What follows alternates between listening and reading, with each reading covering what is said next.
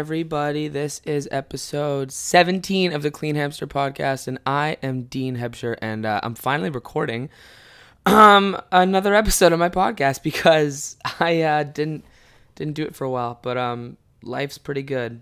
I'm actually fucking I'm fucking live on Instagram right now, and that's super cool.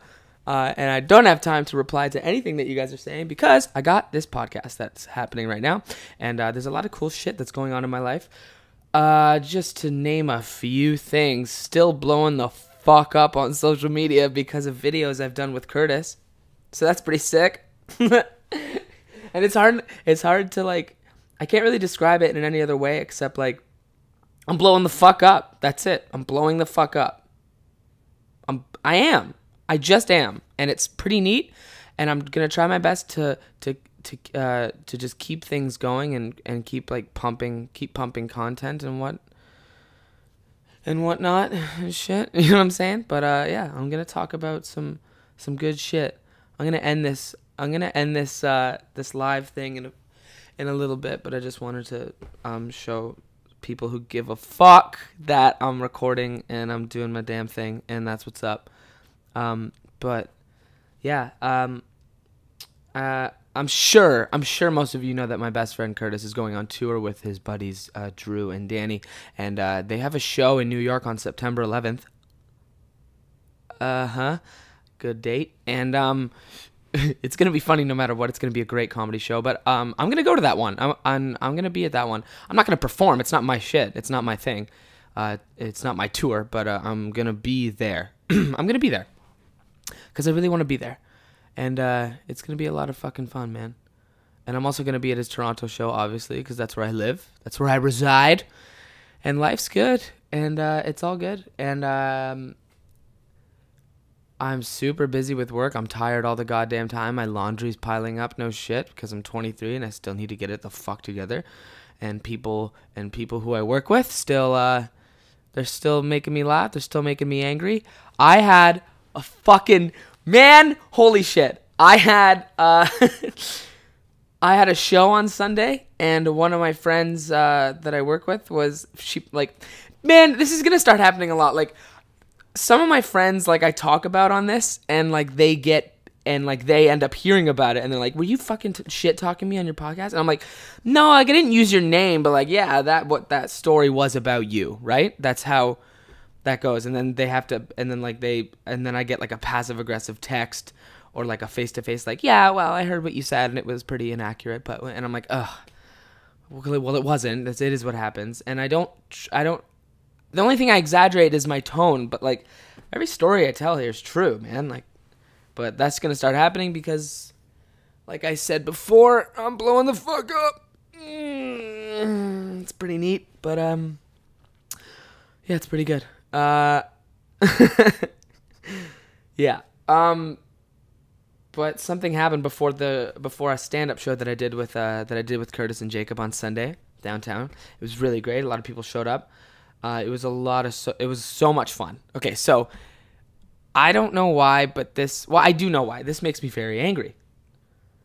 It's 2019, and our phones can kind of they can get us to do anything. They can get us anywhere. They can get us anything. Simple as that. They're incredible, right? And this happened before my show. A person that I work with called me 2 times. 2 fucking times, man. Saying, "Where is this place? I'm at this place. Is it near this place?" And I went, "What the fuck are you doing?" And she was like, "Whoa, I don't need the attitude." And I was like, "No, I don't need your stupidity." Which is super mean. But I was like, "You have a phone. I've sent you the address. I haven't sent you a route, but I could get that too. I could get you a nice route to get there, a simple one, right? I could send you what an Uber is and shit, and it's pretty fun. And you still called me twice being like, "Where is it? Help me get there," with just your words over the phone. And I was like, "Get the fuck out of town, man. Get the fuck out of town." And I gave her so much attitude, and I don't think we're friends anymore.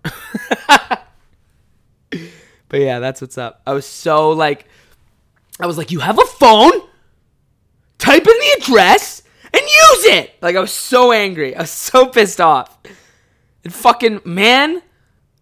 And she was just like, why? And I was like, you exit this call right now. Exit this call.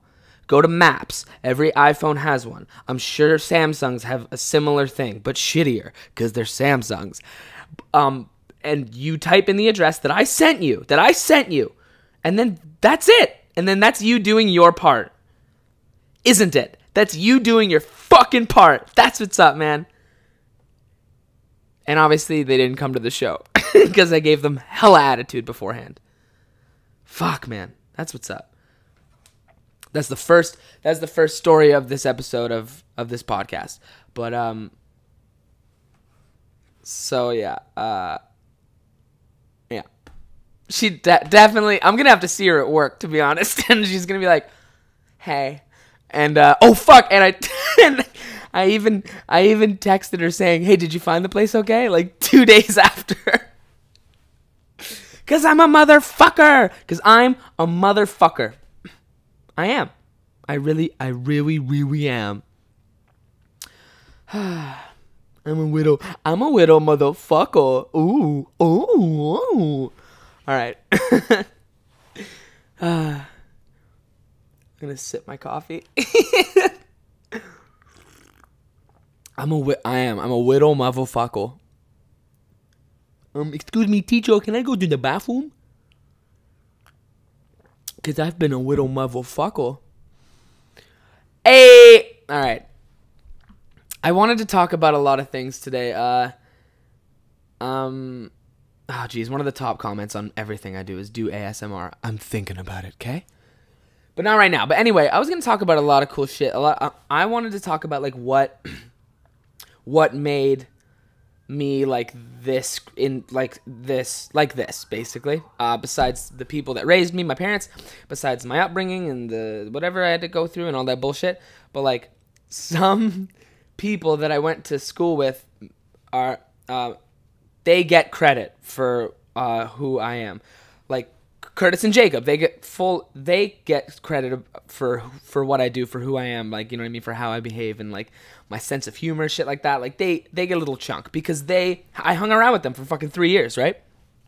But the people before that that I went to Highland Secondary School with in Dundas, Ontario, which is a little town of like 10,000, and it's only divorced parents. There's like 2 of everything. There's like 2 supermarkets. There's like 2 post office. There's like 2, 3, 4 set of doctor's offices. Just so divorced dads won't run into their ex-wives. And it's weird, man. It's a weird fucking place to be. But like, it's a strange place to grow up. But I grew up there, and it was a lot of fun, man. But the people that I met in high school, man, some of my best friends. One of my best friends in the world. His name's Marshall. Okay, I met him.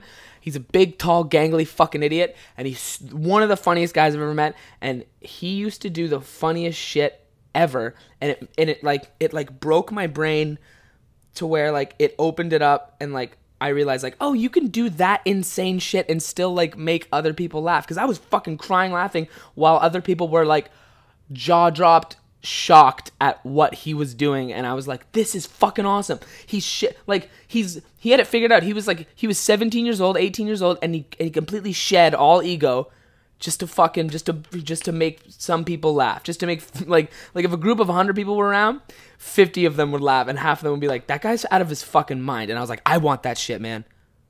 I want that a lot. I love that. So one time he was driving me home from school, which he did a lot because he had a car, and he lived on a fucking farm, and obviously you need a car when you live out in the fucking farmlands. So it was super rainy after school one day, and he was like, yo, meet me at my truck. And I was like, okay, got it. And we ran to his truck, and to pull out of our high school, there's one shitty little road. I don't know if it's like that still. I haven't been there like 6 years. It doesn't matter. Anyway, there's like one little shitty like exit road to go out of. And like the cars that would, you know, the kids who drove would use that to leave, and so would the fucking buses. So it was just a shit show after school every day, and especially in the rain. Just everyone's like honking at each other, being like, let's go, and everyone's looking to make a left or a right on a busy fucking road. Governor's Road. Holy shit, I just remember the name of it. Everyone's looking to fucking make a right or left, and it's just taking so long because the traffic's getting bad because it's starting to become rush hour. And Marshall's like the next to take me. Him and I are in a truck. We're the next ones to take a left. And there's buses and cars all behind us, fucking honking. I remember I saw a guy skip the little road and go on the grass just to get on the fucking. It was insane. No one cared. I didn't even think our town had cops. I don't think our town had a police force. It was fucking so funny. So. So this guy, he just goes, watch this. And he shuts, keep in mind, he's the one holding up the line of people, of cars. He looks at me and he goes, watch this. He shuts the car off and just like pops the engine and like goes outside and goes, oh, fuck, shit. And I'm like, oh, fuck, something's wrong with the engine. And I'm just in the passenger seat waiting for him. And he like goes out, pops the engine, and he just looks at it and he starts like putting his hands on his head, being like, oh no, not here, not now. Like as if the car had broken down. And everyone behind us is like, you could literally hear people roll down their windows, go, no, fuck no. Fucking move your fucking car, man. People are honking. Like our classmates are like, fuck you, dude. Fucking fix your car, bro. I want to get home. You're blocking the fucking way. And then he's like acting. He's literally like doing a bit to fuck with everybody in like 2012, and this kid's like 17, and I'm in the front seat like, oh, he's doing this to make me laugh? I'm in love with this man. It was the funniest thing I'd ever seen. And then he just giggled a little bit, shut the engine, turned the truck back on, and just like ripped it on home. And we were just dying laughing together in the truck.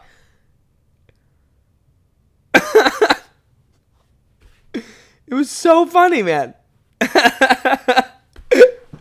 He just did that. Literally everyone was behind him just like, what the fuck, bro? Fuck you. What the fuck? And me and him were like, ah, fuck school. It was the funniest thing I'd ever seen in my life, man. Oh, I loved it. And I was like, this guy's the man. He's the man. He didn't give a fuck. The next day, people were just like, what the fuck was all that? Like, people like went up to him like at school and were like, remember? And he was like, I don't know. My truck broke down. I don't know. My truck broke down for a minute. Just didn't care, man. That's all it was. Just didn't really care and just did whatever to make himself laugh and like a couple others because he knew it would work. And I took that and I was like, man, I'm taking that. That's awesome. I love that shit. That was the best. All right. I'm going to stop being live on Instagram right now, so I'm going to keep recording this podcast, but it'll be out later tonight. So, hell yeah, man. That's what's up. So, another story I'm going to tell that I did not want to tell on Instagram Live, but anyway, some of the guys that we went to high school with were out of their fucking minds, man. There was this one kid, I'm not going to say his name because he might be in kind of in rough shape, but let me just give you a gist about who this guy is. I got my wisdom teeth taken out when I was 16 years old, and you know when you get your wisdom teeth taken out, you're going to need some painkillers, right? I never told anyone that I had got my wisdom teeth taken out. I don't know how this guy found out, but he showed up at my door asking if he could buy some painkillers off me. That's who this kid fucking was, okay? And I went, no. So just to give you a little gist of who this guy is, kind of a nightmare. But he was a fun dude. He had his ups and downs. I think he's doing great now. But no matter what, this is for real, okay? Now, in our town on weekends, I don't know what it was, but like I said, I don't think that our town had fucking cops. Like, it was so weird. But like every Friday and Saturday in the summer, it would just be like heaps of like 8th and 9th graders walking around like drunk in like around the park and around like the Tim Hortons and shit like that, and like the McDonald's and the pizza and shit. And like, because there was just nothing to do except get fucked up. And like, this is when the sun was like just going down. So like, you'd go downtown, you'd be like, we'd all be driving around, like we go pick up booze and we go like find like a pre-drink at like one of our friends' house, probably Marshall's house, and then we'd find a house party or something like that. We'd, you know, and then like the other kids who were trying to find house parties who couldn't get in, you know, they were just walking around drunk. It was fucked up. Like 8th graders, 9th graders, like just stole their parents' booze and just went after it. And one time we were going to get some dinner before we started to like, drink at one of our friends' houses, and I'm with I'm with my friend Mitch, I'm with my friend Evan, okay? And some drunk little kid just goes, as we're getting out of my friend Mitch's truck, some drunk little kid just goes like, "Yo, sick truck, bro." And we were like, "Yeah, bro, you're just fucked up. Like, you're literally 14 or whatever." And my friend Mitch just like didn't say anything to him. And then we got into Subway and we started eating subs. And my friend Mitch said, "Yo, if that kid says one more thing to me, I'm just gonna fucking punch him." And I was like, "All right, bro." And my friend Evan's like, "Okay." Just kind of laughed it off, kept eating, finished up, went outside. And we didn't see the kid. And we were like, whatever. And we got back in the truck, and then we pull onto the main road in our town. And King Street in our fucking Dundas, Ontario. And this kid and like his little weird crew of like little fucking 8th graders just running around all fucked up, weird, wearing dirty hats and baggy shorts. This kid like was on the sidewalk now. They had relocated, and he kind of like made himself noticeable to like our eye line like while we were driving, and he like waved like into the road kind of. He was like, "Yo, it's the dude with the truck." Oh, and just got fucked up. My friend Mitch slams on the brakes in the middle of a busy road in our hometown, like the main road where everything happens. Puts it in park, gets out, walks around the front of the car, and just punches this kid in the fucking head. And then the kid drops, and all his friends are like, "Whoa, dude, what the fuck?" And then Mitch just goes, "Don't fucking talk shit to kids who are older than you," and just gets back in the truck, and then we drove away. And then we drove away. And then we drove away.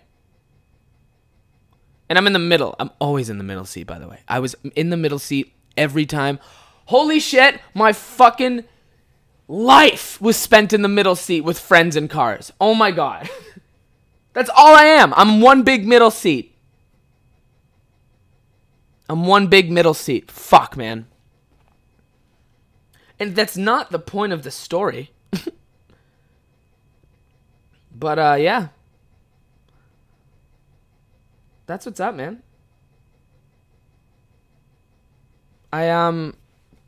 Yeah, that guy's real. Back to my best friend, Marshall. Another story just popped into my head, man. He came to visit me when I lived in residence, because I wasn't quite best friends with Curtis and Jacob yet. They thought I was annoying still. So when he came to visit me, I don't know what it was, man, but like we just got drunk together. We had a good time. I showed him around my residence. And then I don't know what it was, but like our brains were always on the same level when it came to like what to do to like fuck with everyone, and like how to like, we knew how to start something and right when to end it, like as like a bit to like fuck with people. So suddenly we just started speaking with British accents for like I'm gonna say 5 hours. We would just be like, "Hey, we're from Liverpool. We don't fuck with you, cunt." And like we would just talk like that forever. And like we convinced 3 or 4 kids that I had already met without a British accent that we were actually British, and I was talking like this because I was like nervous to let people know that I was British. And people believed us at like these parties, and it was so stupid. And like one person was just like, "Dude, you're not British." He's like, "Dude, you're not even British." And I was like, "Yes, I am. Yes, I am. I've been British all my life. I really have. What the fuck do you know, cunt?" That's how I ended every sentence. I was like, "What the fuck do you know, cunt? You little cunt." Tripped on a sidewalk. "What the fuck, cunt?" Calling shit cunts. It's not cool. And Marshall was just like, "Yeah, from Liverpool. That's where we reside from." And we were just so British for 5 hours. And then suddenly Marshall was like, we went to like the bathroom together, I think. And he was like, "Dude, I do not want to talk with a British accent anymore." And I was like, "I kind of do." And he was like, "I can't do it, man. I can't." I'm like almost laughing. Like these guys, like I only know so much about Liverpool. It's like just to fuck with them. And I'm like, "All right." And then we just came out of the bathroom together and just talked normally again. And everyone was like, "What the fuck?"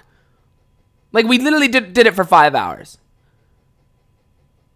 And everyone was like, "What the fuck, man?" It was so funny.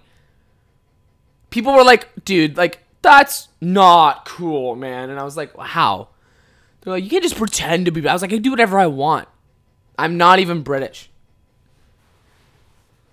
Literally had some people fucking convinced. I remember I pulled up pictures on my phone being like, this is from Britain.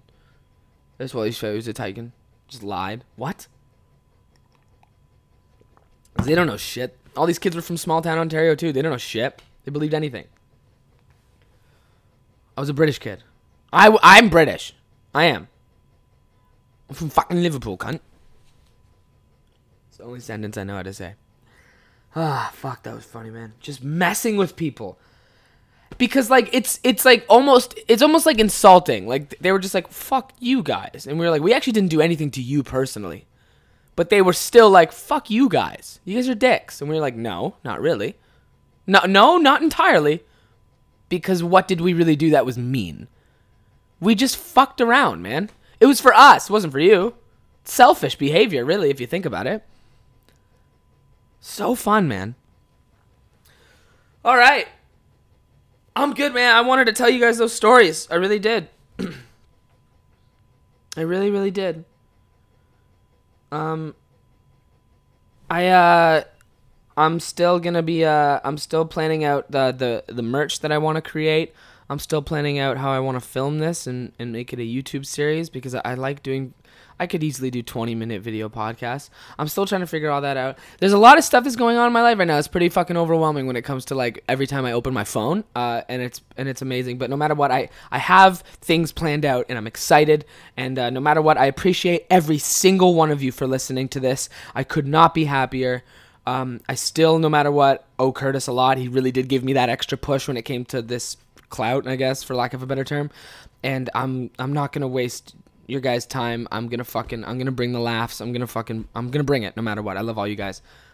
Enjoy the rest of your day, your week, your month, your year, and I love all of you. And thank you so much for listening, and thank you so much for laughing. And like and subscribe. Just kidding. I don't have a YouTube thing yet. But anyway, I love all of you. Thank you so much for everything. I'm going to keep it going because people care. You know what I mean? And I care that you care. And let's just we're going for it. All right. Enjoy. I'll be back next week. Love you guys.